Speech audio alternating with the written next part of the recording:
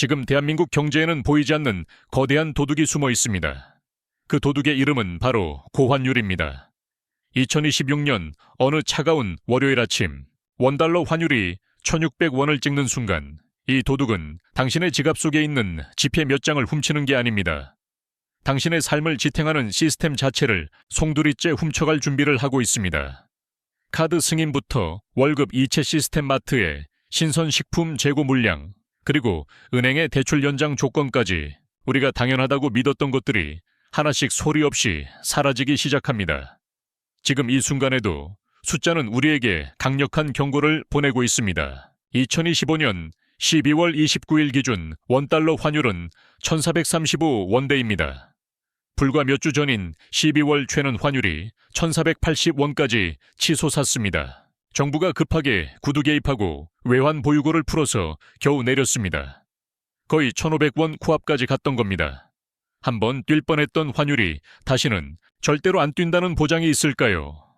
현재 한국의 기준금리는 2.5%, 미국의 정책금리는 3.5에서 3.75% 사이를 오갑니다. 한미 금리 차이가 무려 1%포인트 이상 벌어져 있는 위험한 상황입니다.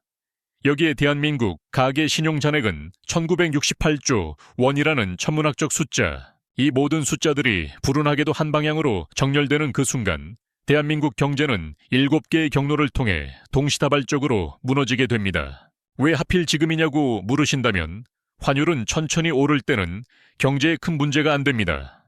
적응할 시간이 있으니까요. 진짜 문제는 바로 속도입니다.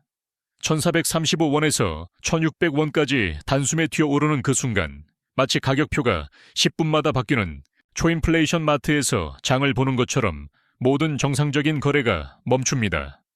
오늘은 환율 1,600원이 찍힌 뒤 단 72시간 동안 벌어질 일들을 아주 정밀한 시뮬레이션으로 보여드릴게요. 수입업자부터 제조업 직장인, 편의점 사장님과 IT 직장인, 그리고 자영업자와 영끌족까지 우리 주변 6명의 평범한 삶을 따라가며 경제 위기가 7개의 경로로 어떻게 전염되는지 그 속도를 생생하게 보여드릴 예정입니다. 그리고 실제로 이 지옥 같은 상황을 이미 경험했던 5개 나라의 소름 끼치는 증언도 들려드릴게요. 끝까지 보시면 당신이 현재 어느 경로에 걸려 있는지, 그리고 어떻게 버텨야 하는지 선명하게 보이실 겁니다. 자, 구독과 좋아요 빠르게 눌러두시고요. 그럼 본격적으로 시작하겠습니다. 환율 1,600원이 찍히면 도대체 무엇이 가장 먼저 무너질까요? 대부분의 사람들은 이렇게 생각합니다. 수입품 가격 좀 오르는 거 아니냐? 명품 가방 비싸지는 거 아니냐? 맞습니다. 하지만 그건 아주 사소한 시작일 뿐입니다. 고환율은 7개의 치명적인 경로를 타고 경제 전체로 독버섯처럼 퍼져나갑니다. 마치 전염성이 강한 바이러스처럼요. 그리고 이 7개의 경로는 이미 다른 나라들에서 실제로 작동했습니다. 하나씩 그 판도라의 상자를 열어보겠습니다. 첫 번째 경로는 수입 물가 경로입니다. 경제학 교과서에서는 패스스루 효과, 즉 전가 효과라고 부르는 현상입니다. 환율이 오르면 수입 원자재 가격이 오르고 이어서 기업의 제조 원가가 오르고 결국 최종 소비자 물가가 오르는 겁니다. 1단계, 2단계, 3단계로 순차적으로 전염되는 구조입니다. 이해하기 쉽게 예를 들어볼까요? 국제 유가 WTI 가격이 배럴당 78.1 달러라고 칩시다. 환율이 1,435원일 때는 한화로 약 11만 2천 원 정도죠. 그런데 환율이 1,600원으로 뛰면요. 단숨에 12만 5천 원이 됩니다. 배럴당 13,000원이 그냥 오르는 거예요. 이 비용 상승은 정유사 원가에 반영되고 주유소 휘발유 가격에 반영되고 결국 당신의 지갑에서 빠져나갑니다. 2018년 튀르키예가 바로 이 현상을 아주 혹독하게 겪었습니다. 환율이 단 2주 만에 50% 폭락했죠. 1달러가 3.5릴에서 7리라로 2배나 뛴 겁니다. 그럼 현장에서는 어떤 일이 벌어졌을까요? 이스탄불의 한 슈퍼마켓 주인이 증언합니다. 아침에 빵 가격을 5리라로 붙였는데 점심에 밀가루 원가가 올라서 6리라로 가격표를 바꿨어요. 저녁에는 다시 7리라가 됐습니다. 하루에 가격표를 3번이나 바꾼 거예요. 손님들은 환율 전광판을 보면서 장을 봐야만 했습니다. 지금 사야 하나, 1시간 후에 사야 하나. 이게 쇼핑이 아니라 도박이 된 겁니다. 말이 됩니까? 환율 하나 뛰었을 뿐인데 기름값, 전기료, 공산품 가격이 줄줄이 비엔나 소시지처럼 오르는 겁니다. 이게 바로 첫 번째 타격입니다. 두 번째 경로는 금리 경로입니다. 환율이 뛴다는 건 원화 가치가 쓰레기처럼 떨어진다는 뜻입니다. 그럼 외국인 투자자들은 어떻게 하겠어요? 한국 자산을 당장 팔아치우고 달러로 바꿔서 한국을 탈출합니다. 자본 유출 엑소더스가 시작되는 거죠. 한국은행은 이걸 필사적으로 막아야 합니다. 어떻게 막느냐고요? 방법은 하나 금리를 올리는 겁니다. 금리를 미친 듯이 올려서 원화 자산의 수익률을 높여야 외국인들이 나가지 않을 테니까요. 지금도 한미 금리 차이가 1%포인트 이상입니다. 한국 2.5%, 미국 3.5%. 여기서 환율까지 미친 듯이 뛰면 한국은행은 금리를 더 올릴 수밖에 없어요. 그럼 여기서 질문 하나 드리겠습니다. 금리가 오르면 누가 제일 먼저 피를 흘리며 쓰러질까요? 바로 빚을 내서 투자한 사람들입니다. 1997년 IMF 때 대한민국이 이걸 뼈저리게 겪었습니다. 환율이 900원에서 2000원으로 뛰었을 때 시중금리는 25%까지 치솟았습니다. 연 25%입니다. 변동금리 대출을 받은 사람들은 한 달 만에 이자가 2배, 3배로 뛰었습니다. 회사는 줄줄이 부도났고 아버지들은 쫓기듯 집을 나갔고 수많은 가족이 해체됐습니다. 우리가 이미 겪었던 피눈물 나는 역사입니다. 여기서 레버리지, 사회 위험성이 드러납니다. 가계신용 1968조 원. 이 숫자가 무슨 의미인지 아십니까?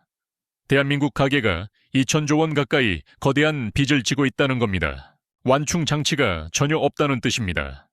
금리가 0.5%포인트만 올라도 이자 부담이 눈덩이처럼 늘어납니다. 연 4%로 7억 원을 빌렸으면 월 이자가 230만 원인데 4.5%로 뛰면 260만 원이 됩니다. 한 달에 30만 원이 공중분해되는 거예요. 치킨 15마리 값이 매달 날아가는 겁니다. 세 번째 경로는 기업 자금 경로입니다. 수입업체들은 물건을 살 때 달러를 씁니다. 그런데 환율이 뛰면 같은 물건을 사는데 원화가 훨씬 더 많이 필요해집니다. 예를 들어서 설명해 보겠습니다. 중국에서 원자재 10만 달러어치를 수입한다고 가정해 봅시다. 환율이 1435원이면 1억 4350만 원이 필요합니다. 그런데 환율이 1600원으로 뛰면요, 1억 6천만 원이 필요해집니다. 1650만 원이 더 필요한 겁니다. 이 돈을 당장 어디서 구하냐고요? 당연히 은행에서 빌려야죠. 그런데 은행도 돈이 귀해집니다. 결국 기업은 심각한 자금난에 빠집니다. 이게 바로 달러 스퀴즈, 즉 달러 조임 현상입니다. 2022년 스리랑카가 이 고통을 생생하게 겪었습니다. 루피화 가치가 50% 폭락했죠. 수입 업체들이 달러를 구하지 못했습니다. 그럼 나라 꼴이 어떻게 됐을까요? 국가 전체의 연료가 끊겼습니다. 주유소 앞에 차들이 3km씩 끝도 없이 줄을 섰습니다. 3일을 기다려도 기름이 안 나왔습니다. 병원은 정전됐고 수술이 중단됐습니다. 슈퍼마켓 진열대는 텅텅 비었습니다. 대통령은 결국 성남 민심을 피해 나라를 버리고 도망갔습니다. 이게 영화가 아니라 현실입니다. 네 번째 경로는 유동성 경로입니다. 단기 자금 시장이 얼어붙는 겁니다. 기업들은 하루하루 돌아가는 돈이 있습니다. 월급 주는 돈, 납품 대금 주는 돈, 원자재 사는 돈 같은 운전 자금이죠. 이걸 보통 콜 시장이나 기업 어음 시장에서 급하게 조달했었습니다. 그런데 환율 쇼크가 오면 이 시장이 동맥경화처럼 경색됩니다. 은행들도 불안해서 단기 자금을 절대로 안 빌려주려고 합니다. 금리가 치솟고 거래량이 급감하고 결국 돈이 돌지 않는 동맥경화가 옵니다. 이게 바로 유동성 위기입니다. 심장은 뛰는데 피가 안 도는 것과 같습니다.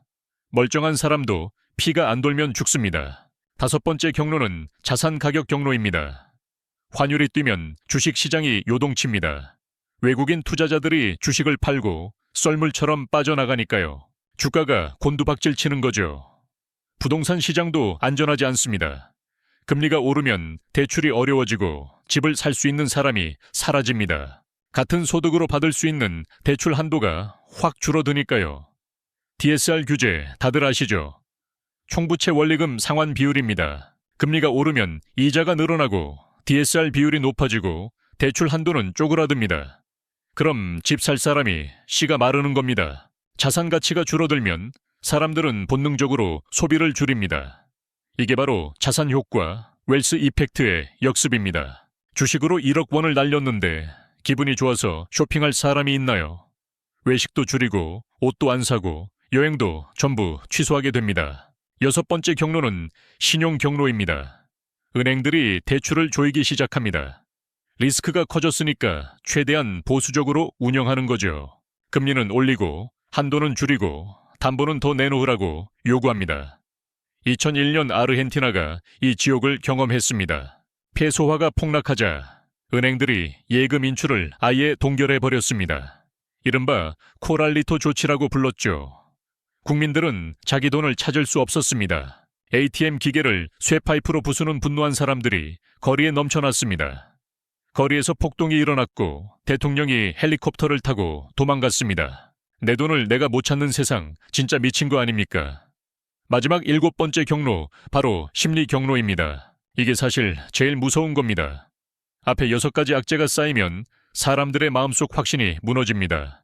내일도 과연 괜찮을까? 다음 달에도 월급이 들어올까? 마트에서 물건을 살 수 있을까? 이런 의문이 생기는 순간 모든 소비와 투자가 올스톱됩니다. 베네수엘라가 이걸 겪었습니다. 2013년부터 2023년까지 10년 동안 볼리바르화가 무너졌습니다. 인플레이션이 연 수만 %를 넘었습니다. 어제 10볼리바르던 빵이 오늘 100볼리바르가 되고 내일은 1000볼리바르가 됩니다. 사람들은 돈을 세지 않았습니다. 돈을 저울에 무게로 달았습니다. 빵 하나 사려면 돈 가방을 양손에 들고 가야 했습니다. 결국 어떻게 됐을까요? 700만 명이 나라를 버리고 떠났습니다. 전체 인구의 25%입니다. 4명 중 1명이 도망친 겁니다. 이게 바로 신뢰의 위기입니다. 자, 여기까지 중간 정리를 하겠습니다. 환율 1600원은 단순한 숫자가 아닙니다. 튀르키예, 한국, 스리랑카, 아르헨티나, 베네수엘라가 증명했듯이 7개의 경로를 타고 경제 전체로 무자비하게 퍼져나가는 전염병의 시작점입니다. 그럼 이제 더 구체적으로 들어가 보겠습니다. 이 7개 경로가 2026년 대한민국에서 어떻게 작동할지 가상의 인물 6명의 70이 시간을 밀착해서 따라가 보겠습니다. 월요일 오전 9시 수입업자 김 사장님 50이 새 중국에서 전자부품을 수입해서 국내 중소제조업체에 납품합니다. 아침에 일어나 휴대폰을 보니 환율이 1600원을 찍었습니다. 김 사장님은 즉시 계산기를 두드립니다. 이번 주에 결제해야 할 물량이 20만 달러입니다. 원래 계획은 2억 8,700만 원이었어요. 환율 1,435원 기준이었으니까요. 그런데 1,600원으로 뛰면요. 3억 2천만 원이 필요합니다. 3,300만 원이 더 필요한 겁니다. 소형차 한 대 값이 순식간에 증발했습니다. 문제는 이 돈이 당장 없다는 거예요. 김 사장님은 손을 떨며 은행에 전화를 겁니다. 단기 대출 3,300만 원만 급하게 더 해달라고 사정합니다. 그런데 은행 직원의 목소리가 차갑습니다. 고객님, 지금 한도 조정이 어렵습니다. 본사 승인이 필요한데 최소 3일은 걸립니다. 김 사장님은 당황합니다. 3일이라니요. 중국 공장은 내일까지 결제하라고 독촉 전화가 오는데 결제가 안 되면 선적이 중단됩니다. 그럼 다음 주에 국내 납품을 못합니다. 계약 위반입니다. 거액의 위약금을 물어야 할 수도 있습니다. 김 사장님은 책상에 주저앉습니다. 20년 동안 쌓아 올린 신용이 단 일주일 만에 무너지는 소리가 들립니다. 이게 기업 자금 경로의 공포입니다. 김 사장님 같은 수입업자들이 동시에 은행에 몰려들면 은행도 감당이 안 됩니다. 결국 누군가는 돈을 못 구하고 죽습니다. 22년 스리랑카 수입업자들처럼요. 누가 먼저 죽느냐의 잔인한 게임이 시작됩니다. 같은 시각 제조업체 생산팀 박대리 나이 38세 회사는 자동차 부품을 만듭니다. 원자재로 철강과 플라스틱을 씁니다. 둘 다 가격이 국제 시세를 따라갑니다. 환율이 뛰면 원가가 바로 오르는 구조죠. 박 대리는 구매팀에서 보낸 긴급 메일을 확인합니다. 이번 달 자재 단가가 15% 올랐습니다. 이유는 당연히 환율 때문입니다. 공장장은 긴급 회의를 소집합니다.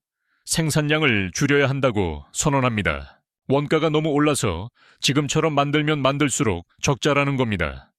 생산량을 줄이면 어떻게 되죠? 납품이 줄어듭니다. 매출이 줄어듭니다. 회사 실적이 곤두박질칩니다. 그럼 어디서 비용을 줄일까요? 가장 쉬운 건 인건비입니다.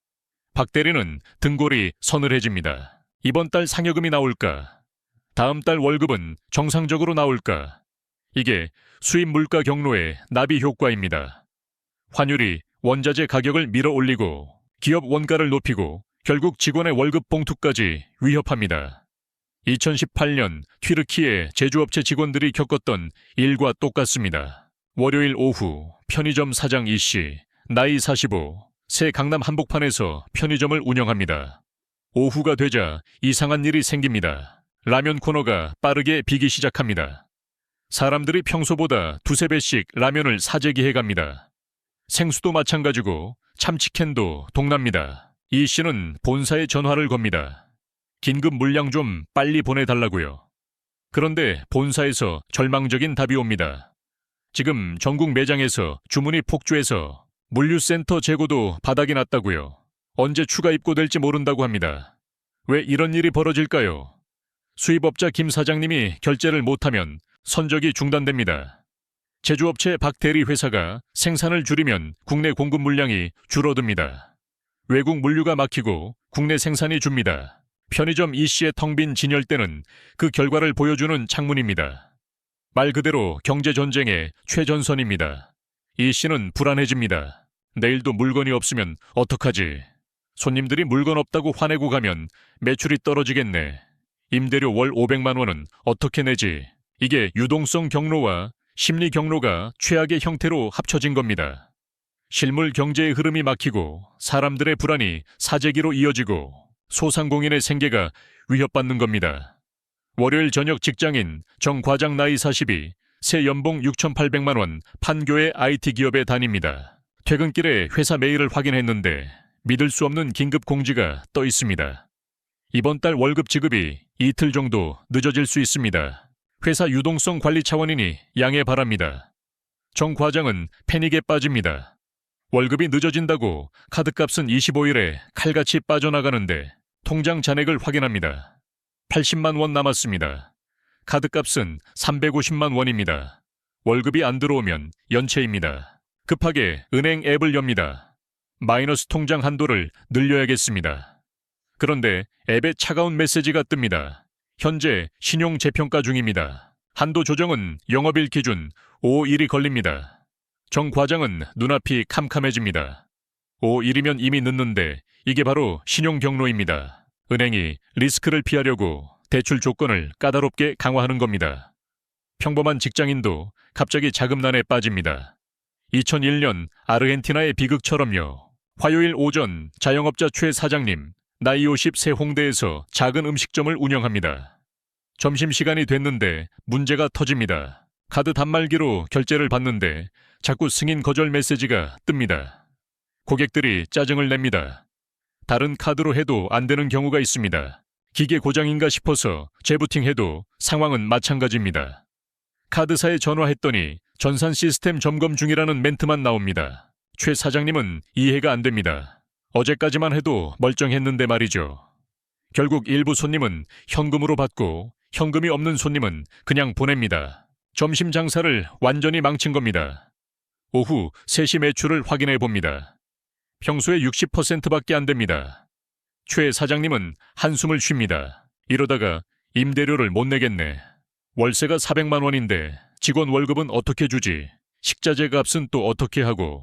이게 바로 유동성 경로와 심리 경로가 결합했을 때 나타나는 현상입니다.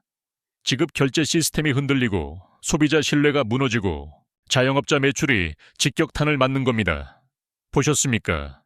겨우 70이 시간도 안 됐는데 벌써 5명의 삶이 흔들리고 있습니다. 수입업자 김 사장님은 자금난 제조업 박 대리는 월급 불안 편의점 이 씨는 재고 소진 IT 직장인 정 과장은 신용 경색 음식점 최 사장님은 매출 급감 모두 환율 1,600원이라는 하나의 트리거에서 시작된 비극입니다. 그럼 이제 마지막 인물을 보겠습니다. 운명의 목요일입니다. 목요일 아침 수입업자 김 사장님, 결국 중국 공장 결제를 못했습니다. 우려했던 선적 중단이 현실이 됐습니다. 국내 제조업체에 전화를 걸어 사정합니다. 이번 주 납품이 불가능하다고요. 다음 주에는 어떻게든 보내드리겠다고요.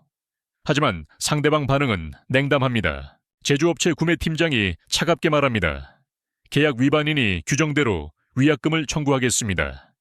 김 사장님은 멍하니 전화를 끊습니다. 따르릉 휴대폰이 또 울립니다. 다른 거래처입니다. 똑같은 내용입니다. 납품 지연 계약 위반 내용, 증명 발송, 물어내야 할 돈만 지금 7천만 원입니다. 더 큰 문제는 다음 달입니다. 이번 달 매출이 없으니 다음 달 회사 운영 자금이 없습니다. 김 사장님은 개인 통장을 확인합니다. 여기 있는 전세 보증금을 빼서 회사 자금을 메워야 하나. 그럼 우리 가족은 어디로 가지? 아이들 학원비는 어떡하지? 김 사장님은 피눈물을 머금고 결단합니다. 직원 3명에게 무급 휴직을 요청해야겠다고 마음먹습니다. 사무실 문을 열고 나갑니다. 직원들은 김 사장님 얼굴만 봐도 압니다. 뭔가 아주 안 좋은 소식이 온다는 걸, 이게 기업 자금 경로의 끝입니다. 달러 조임이 납품 중단으로 이어지고 신용 붕괴로 이어지고 결국 고용 위기로 번지는 겁니다. 도미노가 쓰러지는 소리가 들리십니까? 같은 시각 제조업체 박 대리, 회사 단톡방이 난리가 났습니다. 김 사장님 같은 협력업체 3곳이 부품 납품을 못한다고 통보했습니다. 생산 라인이 멈출 위기입니다. 공장장이 긴급회의를 소집합니다. 결론은 간단하면서도 잔인합니다. 이번 주 조업 단축, 다음 주는 상황 봐서 결정. 조업 단축이 결정되자 박 대리는 즉시 가계부를 엽니다. 환율 쇼크, 이전 비포월 소득 700만 원, 대출 이자 200만 원, 생활비 300만 원, 저축 200만 원이었습니다. 하지만 환율 쇼크 이후 애프터월 소득은 560만 원으로 20% 감소, 대출 이자는 금리 상승으로 230만 원으로 증가, 생활비를 250만 원으로 줄여도 저축은 80만 원으로 쪼그라듭니다. 박 대리 아내도 직장을 다니는데 아내 회사도 상황이 안 좋다고 합니다. 인원 감축 이야기가 나온다고 합니다. 박 대리 부부는 밤에 마주 앉습니다. 최악의 시나리오를 그려봅니다. 생활비를 더 줄이고 학원을 끊고 외식을 멈추고 여행을 취소하고 박 대리는 깊은 한숨을 쉽니다. 아이 대학 등록금은 어떻게 마련하지? 10년 동안 모은 적금을 깨야 하나? 이게 수입 물가 경로와 신용 경로가 합쳐진 비극적인 결과입니다. 원가 상승이 생산 감소로 이어지고 소득 감소로 이어지고 결국 가계부채 리스크로 번지는 겁니다. 목요일 점심 편의점 사장 이씨, 진열대가 거의 비었습니다. 라면, 생수, 우유빵 다 떨어졌습니다. 들어오는 손님마다 물어봅니다. 물건 언제 들어오냐고. 이 씨는 모른다고 대답할 수밖에 없습니다. 본사도 모른다고 했으니까요. 그때 본사에서 연락이 왔습니다. 이번 주 물량 입고가 어렵다고 합니다. 납품업체들이 결제 문제로 공급을 중단했다는 소식입니다. 빨라야 다음 주 월요일이라고 합니다. 이 씨는 절망합니다. 그럼 이번 주 장사는 끝이네요. 임대료가 500만 원입니다. 아르바이트비가 300만 원입니다. 이번 주 매출이 없으면 적자입니다. 이 씨는 계산기를 두드립니다. 비상금으로 이번 달은 어떻게 버티겠는데, 다음 달은요, 그 다음 달은요. 이 씨는 슬픈 결정을 내립니다. 폐업을 진지하게 고려해야겠다고요. 10년 동안 지켜온 내 가게를 접어야 할지도 모릅니다. 창밖을 보니 거리에 사람이 없습니다. 강남 한복판인데도 텅 비었습니다. 사람들이 돈을 안 쓰려고 집에 틀어박혀 있는 겁니다. 이게 유동성 경로의 실물 경제 파급입니다. 물류가 끊기고 재고가 소진되고 소상공인의 생계가 벼랑 끝으로 몰립니다. 목요일 오후 직장인 정 과장 회사에서 또 공지가 나왔습니다. 이번 달 월급이 3일 늦어진다고 확정 통보가 왔습니다. 자금 사정상 불가피하다고 합니다. 정 과장은 멘탈이 붕괴됩니다. 3일이면 카드값 빠져나간 뒤입니다. 통장이 마이너스 찍히는 겁니다. 마이너스 통장 이자가 연 15%입니다. 350만 원에 15%면 하루 이자가 1,400원쯤 됩니다. 3일이면 4,200원 작은 돈 같지만 문제는 심리적 충격입니다. 정 과장은 생각합니다. 나는 제때 월급도 못 받는 사람이 됐구나. 신용 불량자가 되는 건가? 정 과장은 아내와 상의합니다. 당분간 지출을 극단적으로 줄이자고. 외식 금지, 배달 금지, 온라인 쇼핑, 금지, 아이들 학원도 하나씩 끊어야 할 것 같다고. 아내도 눈물을 글썽이며 동의합니다. 어쩔 수 없다고요. 이게 심리 경로입니다. 소득 불안이 소비 위축으로 이어지고 이게 다시 경제 전체를 얼리는 겁니다.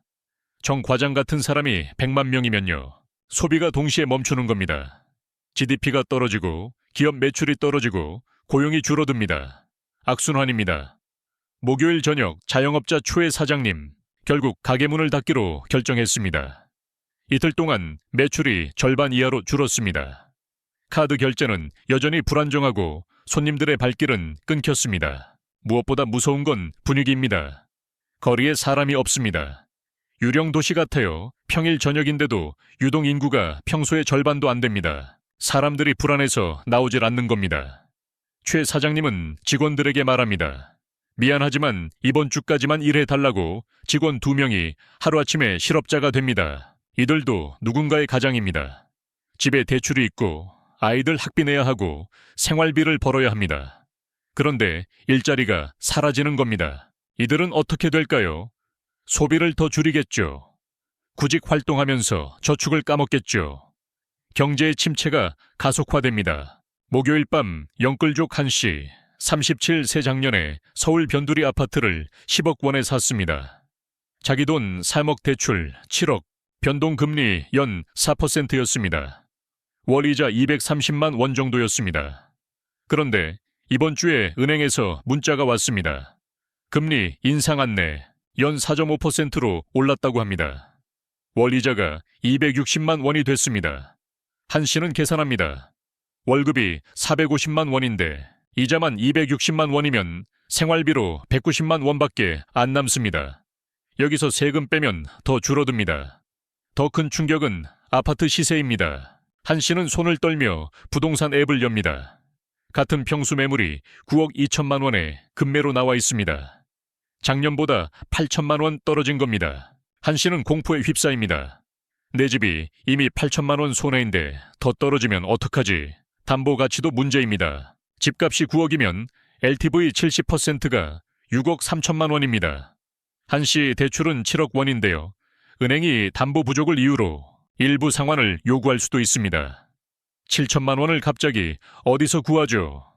한 씨는 밤새 잠을 못 잡니다. 집을 팔아야 하나? 지금 팔면 8천만 원, 손해고 대출 갚고 나면 2억 2천만 원밖에 안 남는데 전세로 밀려나야 하나? 아이들 학교는 어떡하나? 비포 집값 10억 대출, 7억 순자산, 3억 애프터 집값, 9억 2천 대출, 7억 순자산, 2억 2천으로 급감. 이게 자산 가격 경로와 신용 경로의 결합입니다. 집값 하락이 담보 가치 하락으로 이어지고 추가 상환 압박으로 이어지고 결국 투매 압력으로 번지는 겁니다. 72시간이 지났습니다. 6명 모두 처참하게 무너졌습니다. 수입업자는 폐업 위기, 제조업 직장인은 소득 감소, 편의점 사장은 폐업 결정, IT 직장인은 신용 위기, 음식점 사장은 직원 해고, 영끌 쪽은 자산 감소와 이자 폭탄. 혹시 이게 과장이라고 생각하십니까? 실제로 이 지옥을 경험한 나라들이 있습니다. 환율 1,600원은 먼 나라 이야기가 아닙니다. 다른 나라가 증명했듯이 단 72시간이면 충분합니다. 그럼 왜 이런 일이 터지는 걸까요? 그리고 어떻게 살아남아야 할까요? 먼저 트리거 3개를 정리하겠습니다. 첫 번째 트리거는 속도입니다. 환율은 수준이 아니라 변동 속도로 공포를 만듭니다. 단숨에 뛰는 속도가 문제입니다. 이 속도가 예측 불가능하면 모든 거래가 멈춥니다. 두 번째 트리거는 부채 디플레이션 스파이럴입니다. 1968조 원의 가계부채가 있는 상황에서 금리가 오르고 자산 가격이 떨어지면 사람들은 빚을 갚으려고 소비를 줄이고, 소비가 줄면 소득이 감소하고, 소득이 줄면 자산을 헐값에 팔게 됩니다. 지옥으로 가는 회전목마입니다. 세 번째 트리거는 심리 전염입니다. 경제는 결국 신뢰로 굴러갑니다. 이 신뢰가 무너지는 순간 모든 경제 활동이 멈춥니다. 자, 이제 카운트다운을 시작하겠습니다. 환율 1600원으로 가는 5개 위험 신호를 알려드립니다. 당신은 지금 어느 단계에 있습니까? 신호 5단계 환율 1500원 돌파 대응. 시간 6개월 여유, 무엇을 봐야 하나? 한미 금리차, 확대 외국인, 주식 순매도 지속. 이 신호가 나타나면 환율 방어 논의, 시작. 아직 일상은 평온합니다. 지금 할 것, 변동 금리 대출, 고정 금리 전환, 검토 달러 자산, 일부 확보 고정, 지출 점검. 신호 4단계 환율 1550원 돌파 대응 시간. 3개월 여유, 무엇을 봐야 하나? 수입 물가 상승률, 가속 기업 수익성 악화 뉴스. 이 신호가 나타나면 한국은행 금리 인상 가능성 언급. 지금 할 것, 생필품 적정 재고, 확보 비상금, 3개월치 준비, 신용카드 한도 점검. 신호 3단계 환율 1600원 돌파 대응. 시간 1개월 여유, 무엇을 봐야 하나? 주요 수입품 품귀, 현상 카드 결제, 오류 증가. 이 신호가 나타나면 정부 긴급 대책 발표, 즉시 할 것, 현금 흐름 최우선 관리, 불필요한 대출, 상환 소비 긴축, 직장 안정성 재점검. 신호 2단계 단기 자금 시장 경색 대응 시간. 일주일 무엇을 봐야 하나? 콜 금리 급등, 회사채 금리 폭등. 이 신호가 나타나면 기업 연쇄 부도 우려. 지금 행동 월급 지연 가능성 대비, 비상금 현금 확보, 필수 지출 외 전면 중단 가족 비상대책 회의 소집. 신호 1단계 지급 결제, 시스템 마비. 대응 시간 24시간 무엇을 봐야 하나? ATM 현금 고갈마트 진열대 공백. 이 신호가 나타나면 정부 금융시장 안정화 조치. 마지막 선택 이미 늦었습니다. 가진 현금으로 필수품만 확보하고 집에서 대기. 지금 당신은 어느 단계입니까? 2025년 12월 31일 현재 환율은 1435원대입니다. 아직 신호 5단계 이전입니다. 아직 우리에겐 시간이 있습니다. 하지만 신호들이 연속으로 켜지면 대응 시간은 모래시계처럼 빠르게 줄어듭니다. 그럼 어떻게 살아남을까요? 망하는 사람과 살아남는 사람의 차이는 아주 간단합니다. 공포에 휘둘려 동시에 움직이느냐, 냉정하게 신호를 읽고 순서를 지키느냐입니다. 망하는 사람의 패턴을 볼까요? 뉴스 보고 ATM으로 달려갑니다. 현금 최대한 뽑습니다. 마트 가서 라면 쓸어 담습니다. 주식 팔아치웁니다. 예금 해지합니다. 문제는 100만 명이 동시에 똑같이 행동한다는 겁니다. 공포가 더 큰 공포를 만듭니다. 결국 제일 비쌀 때 사고, 제일 쌀 때 팝니다. 반면 살아남는 사람의 패턴입니다. 일단 침착하게 현재 상황을 점검합니다. 1순위 현금 흐름, 확보 월급 통로, 확인하고 비상금 3개월치 확보. 2순위 부채 구조, 조정 변동 금리 위험 체크하고 고정금리 전환, 검토 3순위 소비. 우선순위 조정 구독 서비스, 배달 끊고 필수 지출만 유지. 4순위 정보 필터링 루머는 무시하고 팩트만 봅니다. 5순위 기회 포착 위기는 준비된 자에게는 기회이기도 합니다. 환율 1600원이 현실이 될 가능성이 분명히 있습니다. 물론 이건 하나의 시나리오일 뿐이고 실제로는 다르게 흘러갈 수도 있습니다. 하지만 만약 그런 순간이 온다면 당신은 준비돼 있어야 합니다. 2026년 1월 환율 1600원이 찍힌다면 당신은 허둥지둥 ATM으로 뛰어가는 사람이 되겠습니까? 아니면 차근차근 준비해서 위기를 기회로 만드는 사람이 되겠습니까? 선택은 지금 이 순간부터 시작됩니다. 마지막으로 한 말씀만 드릴게요. 오늘 나온 모든 숫자와 시뮬레이션은 가상의 시나리오일 뿐입니다. 투자와 재무 결정은 본인의 판단과 책임으로 하셔야 합니다. 오늘의 궁금한 경제 이야기는 여기까지입니다. 다음 시간에 더 날카로운 분석으로 찾아뵙겠습니다. 감사합니다.